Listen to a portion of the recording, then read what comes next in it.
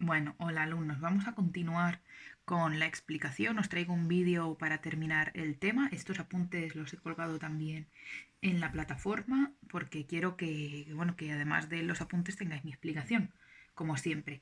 Estábamos viendo la última parte de la dinámica natural, ya habíamos visto la natalidad, habíamos visto la mortalidad y habíamos visto parte del crecimiento natural o vegetativo de la población. Nos quedaba hablar junto con el crecimiento natural los motivos del cambio del crecimiento natural, o es decir, la teoría de transición demográfica, ¿vale? La teoría de la transición demográfica explica la evolución de todas las poblaciones del mundo, no solo la de España, en tres fases diferentes. Un régimen demográfico antiguo, un régimen demográfico de transición y el régimen demográfico nuevo. ¿Por qué se caracterizaría el régimen demográfico antiguo? Por una tasa de natalidad muy elevada, provocada por la ausencia de métodos anticonceptivos y sobre todo por una religión que los prohíbe. La idea de que cuanto los tendrás los hijos que Dios quiera. Esto no solo es en España, sino que sirve también para explicar la natalidad de otros países. Además, la tasa de mortalidad también era muy elevada, debido, como ya conocéis, a la mortalidad catastrófica, esa forma cíclica de hambres, guerras y epidemias que iba una detrás de otra y que la mortalidad infantil era muy alta. Ya habíamos visto que era del 143 por mil. En total, el crecimiento natural de la población era muy lento, también se puede decir muy bajo, porque aunque nacía mucha gente, moría también mucha. Fijaros. Aquí os lo explico.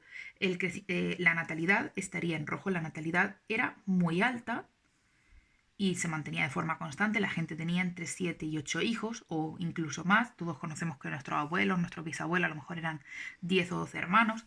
Y la mortalidad era catastrófica porque había ciclos altos en los que a lo mejor venía una epidemia y aumentaba la mortalidad, o venía una guerra, o venía un periodo de hambre. Entonces, al final, el crecimiento, que es lo que hay entre natalidad y mortalidad, es muy pequeño, porque aunque nazcan 10.000 personas, si mueren 10.000, prácticamente la población no crece. Después, a continuación, tenemos un régimen demográfico de transición, en el que la tasa de natalidad se mantiene elevada, pero la de mortalidad comienza a descender de forma sostenida, es decir, cae de forma continuada por mejoras higiénico-sanitarias y en la alimentación, que están relacionadas con normalmente la revolución agrícola, es decir, la introducción de máquinas, de abonos, etcétera, etcétera, y un avance en la ciencia, es decir, se descubren los gérmenes, comienza a operarse, la gente se desarrolla en los hospitales, etcétera. El crecimiento natural de este periodo, por tanto, es muy alto y rápido, porque nace mucha gente, pero cada vez mueren menos. ¿Veis? La curva de natalidad se mantiene muy alta, mientras que la de la mortalidad desciende rápidamente por estas mejoras de alimentación, mejoras sanitarias, desaparecen las enfermedades grandes, con lo cual el crecimiento de la población, que sería todo lo que queda aquí en medio, es muy alto. A lo mejor nacen 10.000 y solamente mueren 1.000, con lo cual la población crece en 9.000 personas. Por último, en el régimen demográfico nuevo, la tasa de natalidad desciende de forma brusca y se queda a niveles muy bajos por la incorporación de la mujer al trabajo, por el aumento del coste de los hijos o la laicización de la sociedad, en la que ya no importa tanto tener todos los hijos que Dios quiera, sino que cada uno decide cuántos quiere tener. La tasa de mortalidad continúa siendo muy baja por los avances sanitarios y entonces el crecimiento demográfico se vuelve muy lento porque nace muy poca gente y a la vez muere muy poca. En este sentido sería esta parte de la gráfica donde la natalidad baja, desciende completamente y la mortalidad también es muy baja. Entonces, al final, como vemos en nuestro gráfico, tendríamos tres partes. En cualquier evolución de población del mundo tendríamos una parte de régimen demográfico antiguo, en el que la natalidad y la mortalidad son similares y el crecimiento es muy bajo, una parte de régimen demográfico de transición, en la que la natalidad se mantiene alta mientras la mortalidad desciende rápidamente y por ello el crecimiento total de la población es bastante amplio. Y por último, una tercera parte, que sería el régimen demográfico nuevo, en el que la natalidad y la mortalidad son muy bajas y por tanto el crecimiento vegetativo es muy lento. Por ejemplo, en vuestros apuntes que os he dado son de 2011 y dice que la población de España son 45 millones. Estamos a 2019, estamos a 2020 y os he actualizado yo los datos del tema con los datos de población de 2019 y solo somos 47 millones. Es decir, en 9 años hemos cambiado solamente 2 millones de población más. Dato curioso, en España este proceso de transición demográfica fue más tardío en general que Europa. ¿Cuánto más tardío? Un siglo. ¿Por qué? Porque las medidas de revolución agrícola y revolución industrial, además de con nuestra guerra civil, se retrasó todo bastante más. Acabaría aquí el apartado de la dinámica natural que podría entrar al examen, recordar con natalidad, mortalidad y crecimiento vegetativo o crecimiento natural. Y ahora entraría la otra gran pregunta, los movimientos migratorios. Dentro de los movimientos migratorios tenemos que distinguir dos tipos, lo que es la emigración, que es la gente que se va y normalmente repercute en el país del que se van. Por ejemplo, si se van españoles repercute negativamente porque esa gente que se vaya no tiene hijos, con lo cual desciende la natalidad y como solamente se quedan los viejos en el cómputo de la población, parece que la población se envejece. Y si es población que llega, hablamos de inmigración o inmigrantes, que repercute positivamente en el país al que llegan porque aumenta la natalidad, esta gente suele tener hijos y formar su vida aquí y no es que disminuya la mortalidad, sino que como entra nueva gente joven, pues si a lo mejor antes teníamos 1000 personas en el pueblo y de esas 1000 se morían 100, la tasa de natalidad, la tasa de mortalidad era de un 1%, pero si acaban de entrar 100 inmigrantes, la población total son 1100 y si se mueren 100, esos 100 quedan más diluidos y ya no es un 1% de mortalidad, sino que es una cifra menor, ¿vale? En ese sentido, por eso pone que disminuye la mortalidad. El saldo migratorio, es decir, la diferencia entre los que llegan y los que se van, es fundamental para conocer realmente el crecimiento real de la población, porque una población como la de España, como la de Olula, como la de cualquier lugar, no solo es la gente que nace menos la que se muere, sino que hay que contar para obtener el crecimiento real la gente que llega y la gente que se va. Dentro de España, pues habría que dar aquí este dato curioso un poco que se escapa, bueno, habría que hablar de las razones para desplazarse, que en vuestros apuntes pone que son sobre todo socioeconómicas, pero yo quiero añadir también que hay de tipo político, que en general hablaríamos aquí de las guerras, y de tipo religioso, persecuciones religiosas por minorías, etc. Dato curioso, que España es un país peculiar, porque como siempre hemos hablado, su situación de encrucijada entre arriba Europa, abajo África, a un lado América y al otro Asia, hace que se haya movido muchísima población, no solo en el presente, sino también en el pasado, cuando nos invadieron los musulmanes, cuando los franceses llegaron, en el descubrimiento de América, en las rutas hacia Asia, ¿vale? Entonces, España tiene esa particularidad. Y dentro de los movimientos migratorios tenemos 3 apartados que los pongo aquí para desarrollarlos después. Emigración al exterior, emigraciones interiores y inmigración, ¿vale? Las emigraciones exteriores. Bueno, pues tenemos 3 partes. Hablar de las áreas, hablar de qué consecuencias tuvo, ¿vale? Pues nosotros los españoles nos hemos ido fuera a 3 lugares del mundo en general. Al norte de África, por el protectorado que había en Marruecos y el protectorado francés de Argelia, sobre todo en el siglo XIX, cuando hubo la gran crisis de filoxera, que la filoxera es una enfermedad que ataca a las plantas de la vid, de las uvas, y los agricultores arruinados y los mineros de la zona de Alicante, Murcia y Almería fundamentalmente fueron los que emigraron en esta época, ¿vale? También hemos tenido una emigración a América de forma constante desde que la descubrimos, pero sobre todo aquí de lo que estamos hablando es en el siglo XIX, ¿vale? Y en el XX y emigramos a Argentina, a Cuba, a México, a Brasil y a Uruguay. También luego más adelante a Estados Unidos y Canadá, ¿vale? Pero sobre todo estos países están ordenados por orden de importancia. ¿Cuándo? Pues en el siglo XIX y en el siglo XX hasta 1930, porque en 1929 está la gran crisis del 29 y ahí se frena la emigración completamente. ¿Quiénes fueron? Campesinos gallegos, asturianos y canarios. Por eso los argentinos nos llaman a todos los españoles gallegos, porque lo que más emigró fueron gallegos. Y por eso canarios y cubanos, o la cultura de Canarias y la cultura de Cuba, así como el argot, se parecen muchísimo, porque hay una gran afluencia de gente moviéndose de un lado a otro, todavía en la actualidad. También emigramos a Europa. ¿Cuándo? ¿Hacia qué países concretamente? Bueno, Francia, Alemania y Suiza. ¿Cuándo? Ya en el siglo XX. Pero hay que distinguir dos fases. La primera mitad del siglo XX, hasta más o menos los años 50, la emigración fue sobre todo a Francia. ¿Y quiénes? Campesinos, que iban a trabajar con mano de obra en el campo francés, sobre todo en los viñedos, ¿vale? Y también durante la Guerra Civil, que emigraron unas 800.000 personas, ¿vale? Casi 1 millón de personas huyeron de España y se quedaron en Francia para siempre. Luego también hay que hablar de otro movimiento completamente diferente, que son los años 60 y 70, donde la población se fue a Francia y sobre todo a Alemania y Suiza.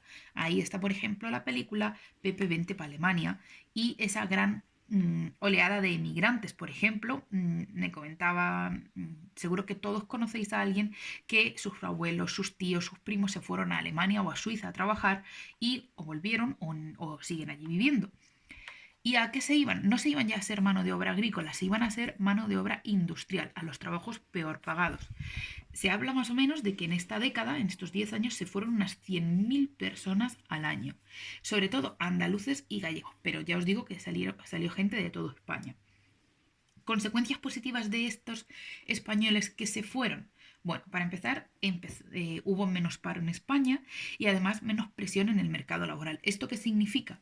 Si había mucho paro en España, por ejemplo, si había un hueco en la fábrica para 10 personas trabajadoras y había 100 demandantes de empleo, el patrono de la fábrica podía exprimir a los obreros y decir, mira, trabaja por 3 euros porque si no te echo, que tengo aquí 20 más en la puerta que quieren trabajar.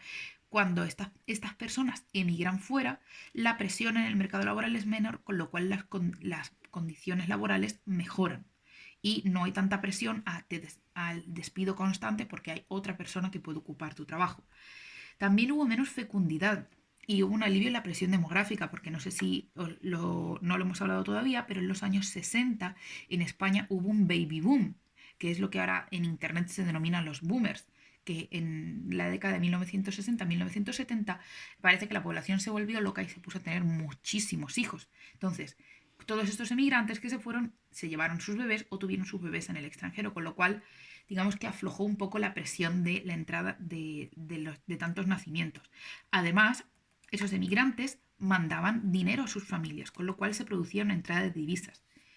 ¿Qué consecuencias negativas tuvo? Bueno, pues para empezar, envejecimiento de la población, porque la gente que se fue era la gente joven. Y aquí solamente se quedaron los viejos, con lo cual en el cómputo total de la población parecía que en España solo había viejos o que España había envejecido. También hubo consecuencias de tipo social. Se rompieron las familias porque muchas veces solo se iba el padre a trabajar fuera. En el extranjero lo pasaban muy mal porque hacían los empleos más precarios, los más peligrosos. Muchas veces los emigrantes no se adaptaban porque no conocían el idioma, ya veis vosotros, para aprender alemán, porque no eran bien aceptados como extranjeros, etcétera, etcétera. Entonces causó grandes problemas sociales. Y por último, pues hay que mencionar que los ahorros que se enviaron no fueron para invertir, sino que fueron para salvar a estas familias y no generaron riqueza, porque se invirtieron tanto en vivienda como en bienes de consumo, en comprar una lavadora, en comprar comida, y eso al final no genera riqueza en el país. También se produjo, más importante que las emigraciones exteriores, unas emigraciones interiores, ¿vale? Y aquí ya habría que hablar un poco de los tipos de emigraciones, porque tenemos que distinguir tres que siguen existiendo en la actualidad. Emigraciones estacionales o temporales, que son con carácter cíclico, como por ejemplo la vendimia. La gente se va unos meses a vendimiar a otra provincia o a otro país, como por ejemplo sigue pasando hoy en día en Francia. En Benalúa de Guadix, por ejemplo, la mitad de la población se va a vendimiar al campo francés, como la transhumancia, como traslados veraniegos de ancianos que se van 3 meses a la playa. Emigraciones definitivas o de larga duración, como por ejemplo la gente que se fue del campo, de los pueblos a la ciudad, o migraciones interurbanas por ejemplo, de Baza a Granada capital o de Baza a Madrid, ¿vale? Y luego tendríamos los movimientos habituales, que también se llaman movimientos pendulares, que son periódicos y habituales, como por ejemplo la gente que vive de lunes a viernes en Olula trabajando en Cosentino y los fines de semana se va a su pueblo, a su casa, sea donde sea que esté, ¿vale? Por trabajo, por ocio, etc. Vamos a ver la evolución histórica de las emigraciones interiores. Bueno, hay que decir que el desplazamiento de las personas del campo a la ciudad ha sido una constante y un fenómeno súper importante desde principios del siglo XX. ¿vale? Por básicamente el éxodo rural cuanto más tecnificado está el campo, cuanto más máquinas se usan, menos población hace falta para trabajarlo y esa población emigra a las ciudades. Y tenemos tres partes. Desde el siglo XIX hasta 1950, la industrialización del País Vasco, de Barcelona y las obras realizadas en las capitales de provincia por Primo de Rivera tiran de la población para que emigre del campo a la ciudad. ¿Cuánto? No mucho, ¿vale? El volumen no fue mucho y además se detuvo durante la Guerra Civil. Los emigrantes venían de Galicia, de Castilla y León y de Castilla-La Mancha, de Aragón y de Andalucía oriental, es decir, lo que sería Jaén, Granada y Almería, ¿vale?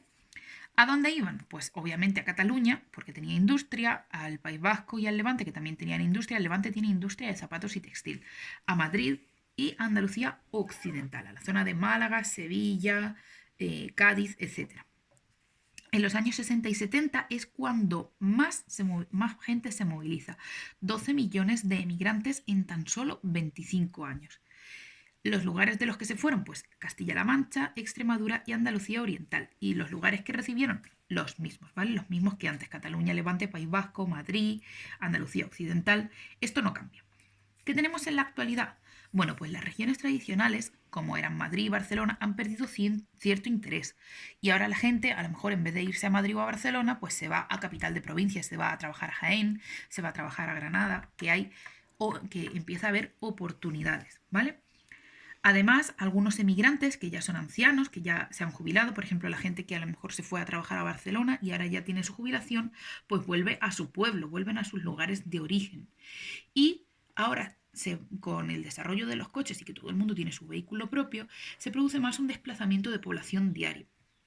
A lo mejor gente que vive en Guadix y se va todos los días a trabajar a Granada, o gente que trabaja en Vera y se va a trabajar todos los días a Almería, ¿vale? Y no se desplazan, no se mudan a la ciudad donde trabajan a vivir. ¿Qué consecuencias tiene? Pues tenemos tanto positivas como negativas. Las zonas que reciben emigrantes, pues aumentan su población, se rejuvenece, aumenta la natalidad, aumentan los recursos humanos, incentiva la riqueza, hay más actividad económica, mientras que las zonas que pierden emigrantes, es decir, la España vacía, pues en ellas desciende la población, se envejece, cae la fecundidad porque ya no tienen niños, disminuyen las actividades económicas y los recursos que el país le dedica.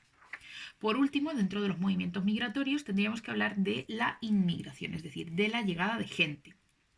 ¿Y qué podemos decir? Pues que desde 1990 España, que de toda la vida había sido un país de emigrantes, de gente que se iba, se convierte en un país receptor.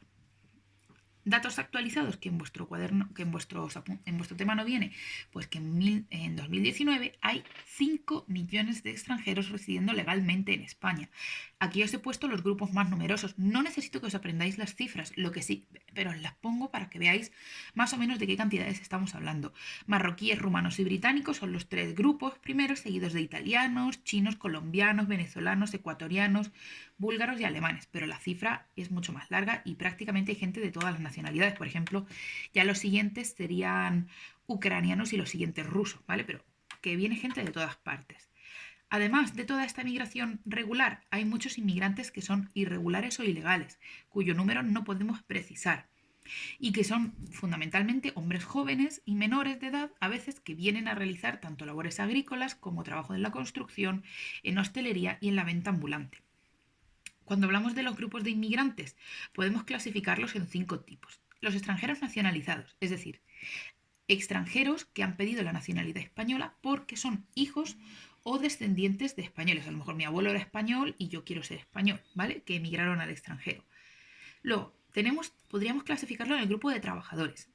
Los emigrantes que vienen a trabajar, pues normalmente vienen a empleos con poca cualificación y mal pagados, ¿vale? Pues pensar en las mujeres de la limpieza, pensar en la gente del campo, toda esta gente que viene a trabajar como mano de obra. También tenemos un grupo que podríamos clasificar como estudiantes, en su mayoría universitarios y de tipo europeo por los convenios que hay en la Unión Europea para la movilidad, es decir, la Erasmus.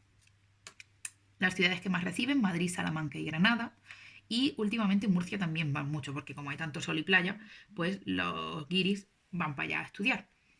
Otro apartado que no viene en vuestro cuaderno son los jubilados, que es un número creciente. Proceden de países europeos y se vienen a España porque aquí hay mucho sol y hay muchas mejores condiciones climáticas que en su país, que se están muriendo todos los días de frío. Y aparte las prestaciones sanitarias son más baratas. Por ejemplo, las medicinas, las operaciones, si tienen que hacerse un reemplazo de cadera, a lo mejor en España el reemplazo en total cuesta 8.000 euros, mientras que en su país cuesta 30.000. Por eso se vienen aquí a España, se lo hacen gratis y luego su país le paga a España lo que ha costado, con lo cual le sale 1000 veces más baratos. Y por último tendríamos un pequeño grupito que son asilados y refugiados de conflictos políticos, étnicos y religiosos. El último y más sonado, por ejemplo, los refugiados sirios, que estamos recibiendo muy poquitos en comparación con los que reciben otros países. Y por último, tendríamos para hablar otro apartado que puede caer en el examen, que es estructura y composición de la población. Este es más raro porque se trabaja con la pirámide de población, que os lo subiré ahora como tarea para que realicéis un comentario de análisis de población. Cuando estudiamos la composición de la población, lo podemos hacer a través de 3 variables diferentes. A través de la variable demográfica, que estudia la composición de un país por sexo y edad, es decir, la pirámide de población.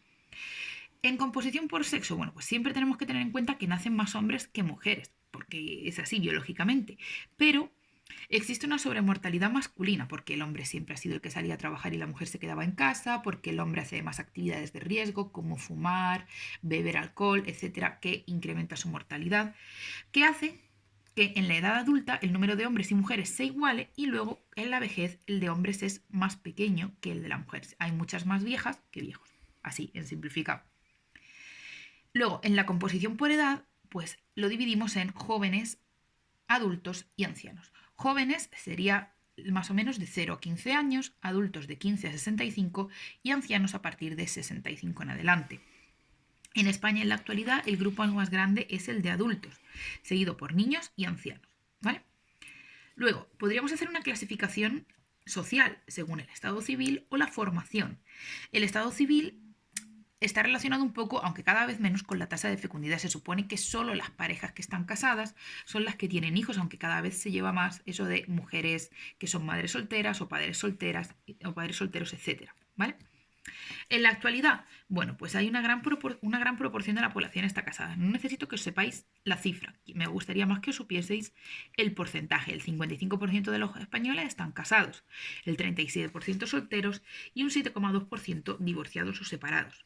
Luego, si estudiásemos la población española según su formación, podríamos agruparla en 3 tipos. Los que tienen formación básica, es decir, solo la ESO o la EGB, los que tienen formaciones medias, como serían FPs de grados medios, cursos y módulos, o la formación superior, con la FP superior, estudios universitarios y doctorados, ¿vale?